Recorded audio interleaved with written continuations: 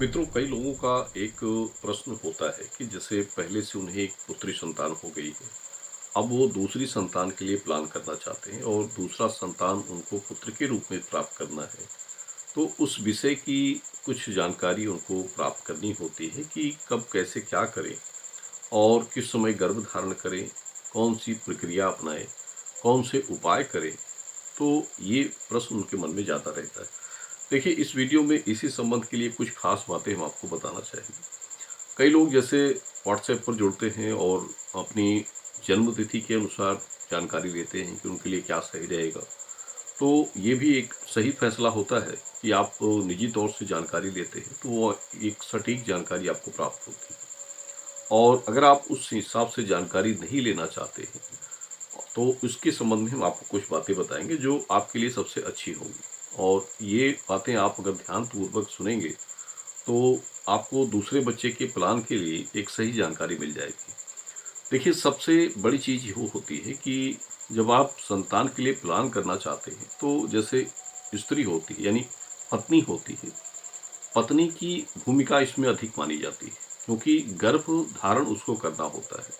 और इसमें ज़रूरी क्या होता है कि जैसे स्त्री की जन्म तिथि होती है। अब कई स्त्रियों की जन्म तिथि पता नहीं होती है क्या है क्या नहीं है, लेकिन जिनके पास अपनी सही जन्म तिथि है तो जन्म तिथि के अनुसार जैसे लग्न के 12 भाव होते हैं, कुंडली का लग्न 12 भाव और 12 अंक होते हैं। 12 अंकों पर 12 राशियां होती हैं। तो जितने अंक हैं सब पर एक एक राशि बनती है और उन्हीं राशियों के हिसाब से दशनोत्री दशा बनती है। दशनोत्री दशा में ग्रह होते हैं और ग्रहों में मैत्री महीने होते हैं। ये जानकारियां पहले भी हमने आपको वीडियो के माध्यम से बताई है। तो ये सब चीज़ें सीढ़ी दर सीढ़ी होती हैं, मतलब इसी के हिसाब से हम देखते हैं तो इसी के हिसाब से चलते हैं कि आपके लिए क्या सही बनेगा। और इसमें जैसे एक ज्योतिष कहता है कि ज्योतिष परिभाषा की किसी भी स्त्री के लग्न पर जिस समय जिस ग्रहों का प्रभाव होता है तो उस समय में अगर उस स्त्री का गर्भ हो गया यानी वो स्त्री प्रेग्नेंट हो गई तो उसी ग्रह के अनुसार उसको संतान सुख प्राप्त होता है।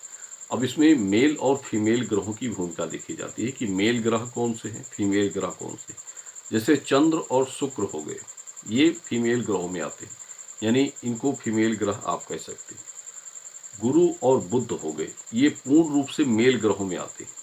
सूर्य भी होते हैं लेकिन गुरु और बुध पूर्ण मेल ग्रहों में आते हैं। इसी दोनों ग्रहों के यानी ये दोनों ग्रह दो तरह के होते हैं और इन्हीं ग्रहों के हिसाब से आपका जब समय बनता है तो उसी के अनुसार आप संतान सुख प्राप्त करते हैं। जैसे चंद्र शुक्र की दशा के हिसाब से आपको फीमेल संतान होगी और गुरु बुध की दशा जब प्रभावित है और उस समय स्त्री का गर्भ रुक गया तो 100% है कि आपको मेल संतान का सुख मिलेगा। ये एक मतलब प्राकृतिक चीज है।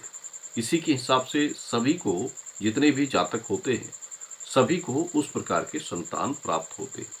हर वर्ष के जो 12 माह होते हैं सभी 12 महीनों में किसी भी राशि के ऊपर एक ग्रह प्रभावित नहीं होता है।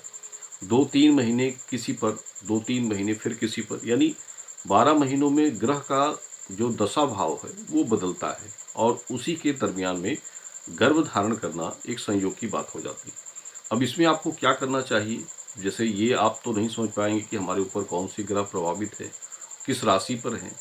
तो इसमें आपको सिंपल क्या करना चाहिए कि देखिए, सबसे बड़ी बात कि जब आपका एक जो पीरियड डेट आती है, डेट के हिसाब से आपको दिन चयन करने होते हैं कि दिन आपको कौन सी मिल रही है।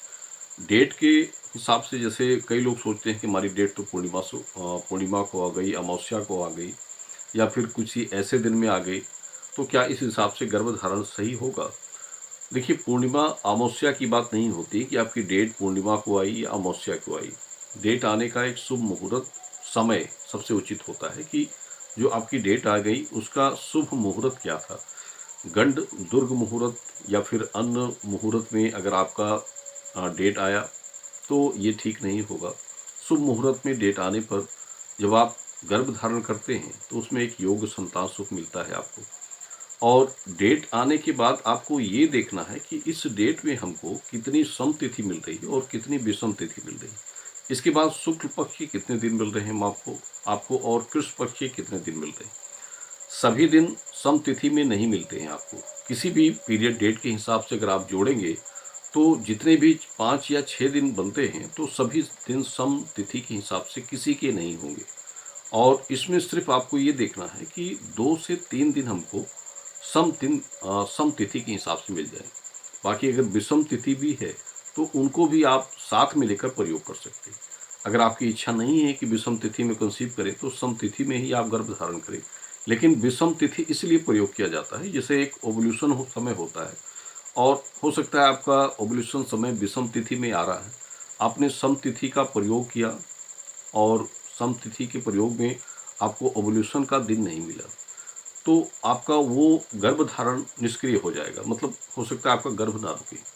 सम तिथि के साथ आपने विषम तिथि का भी प्रयोग किया और उस विषम तिथि में आपका जो ओवल्यूशन का जो समय होता है वो आपको मिल गया। तो आपने एक जो नियम है वैदिक उसका पालन आपने किया, यानी आपने सम और विषम तिथियों का प्रयोग किया और उसमें आपका गर्भ हो गया।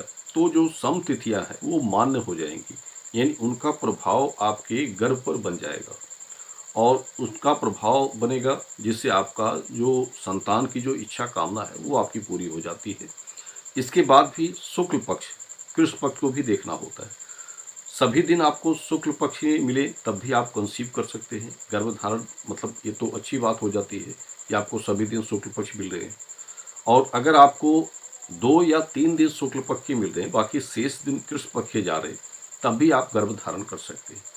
सभी दिन कृष्ण पक्ष के मिल रहे हैं तब आपको कंसीव नहीं करना चाहिए। जैसे आपको सभी दिन डेट के हिसाब से आपने जोड़ा और सभी दिन आप कृष्ण पक्ष में आपको मिल रहे हैं तो आपको उस समय में गर्भ धारण बिल्कुल नहीं करना चाहिए। आपको चाहिए कि अगली डेट की प्रतीक्षा करें। अगली डेट में भी आपको कृष्ण पक्ष मिल रहे हैं तो उसको भी छोड़ दीजिए, फिर आप अगली डेट की प्रतीक्षा करें।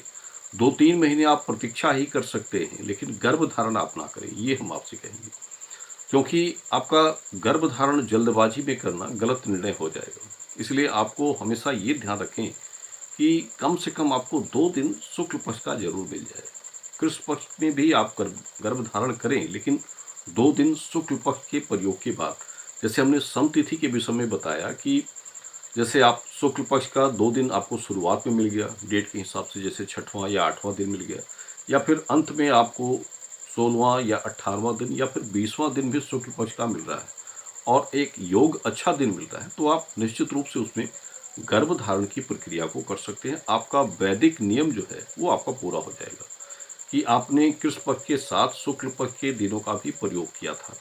भले ही आपके कृष्ण पक्ष में ओवल्यूशन का दिन आपका आ रहा है, कुछ लोग ये संशय में होते हैं कि शुक्ल पक्ष में हमारा ओवल्यूशन नहीं बन रहा है, कृष्ण पक्ष में हमारा ओवल्यूशन आता है और ओवल्यूशन में कृष्ण पक्ष है उसमें गर्भ रुका तो फिर ठीक नहीं होगा, लेकिन ऐसा कुछ नहीं होता है।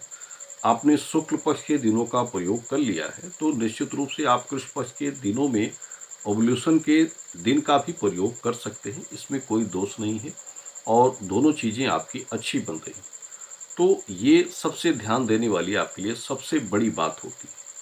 और देखिए शरद ऋतु का जो समय होगा वो खासकर विशेषकर प्रभावशाली होता है किसी भी पति पत्नी के लिए गर्भ धारण के लिए। इसमें जनवरी फरवरी सबसे उत्तम महीने होते हैं, नवंबर दिसंबर सबसे उत्तम महीने होते हैं और सबसे बड़ी बात कि सूर्य दक्षिणायन के बाद मध्य जून के बाद जैसे जून जुलाई ये सबसे अच्छा महीना होता है। यानी 6 माह जो होंगे ये एक बिना जानकारी के आप इसमें गर्भ धारण कर सकते हैं, ये आपके लिए सबसे अच्छे महीने होते हैं।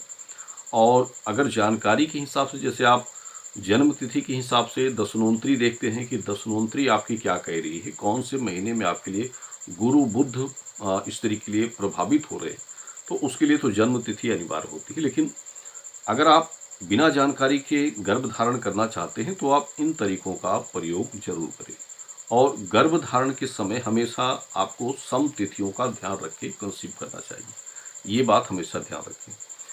विषम तिथि में ही सिर्फ कंसीव करके आप ना छोड़ें। कुछ लोग होते हैं कि जैसे 2-3 दिन उनको समय मिला उसके बाद गर्भ धारण नहीं किया, 2-3 दिन विषम तिथियों को प्रयोग करके सम तिथियों को छोड़ दिया, ये सबसे आपकी गलती होती है। और एक बात कुछ लोग ये भी गलती करते हैं, डेट आ गई, डेट के हिसाब से जोड़ ठीक से नहीं बना, चौथे या पाँचवें दिन आपने रिलेशन कर लिया। ये सबसे बड़ी भूल आपकी हो जाती है, इसको भी आपको ध्यान में रखना चाहिए।